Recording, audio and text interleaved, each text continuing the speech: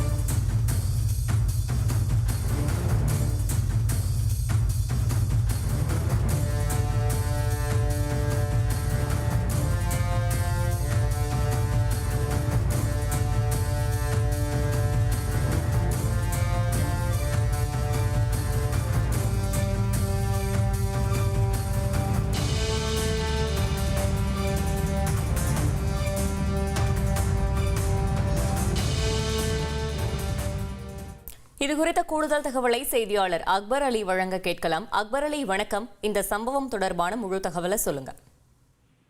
வணக்கம். புதுச்சேரியில் நண்பனை கொலை செய்த ரவுடியை பழிக்கு பழியாக கொலை செய்ய திட்டம் தீட்டிய ஆட்டோ ஓட்டுநரை பட்டப்பகலில் சுற்றி வளைத்து அருவாளால் சராமரியாக வெட்டும் பதபதைக்கும் சிசிடிவி காட்சிகள் வெளியாகி இணையத்தில் வைரலாகி உள்ளது.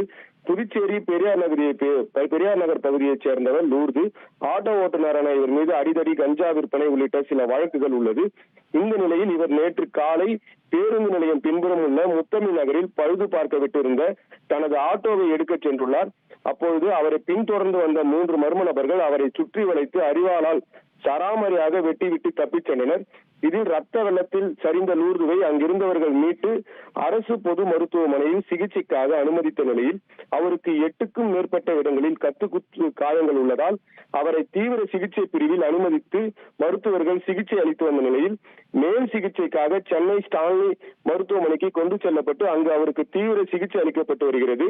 இச்சம்பவம் குறித்து உருளையன்பேட்டை போலீசார் வழக்கு பதிவு செய்து விசாரணை மேற்கொண்டதில் கடந்த ஆண்டு பெரியார் நகரைச் சேர்ந்த ருத்ரேஷ் என்ற வாலிபரை கோவில் திருவிழாவின் போது அவரது மனைவி மற்றும் தாய் கண்முன்னே ஒரு கும்பல் வெட்டி கொலை செய்தது. அந்த வழக்கில் கௌதம், அவரது சகோதரர் உள்ளிட்ட 8 பேர் கைது செய்யப்பட்டு சிறையில் அடைக்கப்பட்டிருந்த நிலையில் அவர்கள் தற்போது பிணையில் வந்துள்ளனர். இதை அறிந்த ருத்ரேஷின் நண்பரான லூர்து கௌதமை கொலை செய்ய சதித்திட்டம் தீட்டி வந்ததாக கூறப்படுகிறது.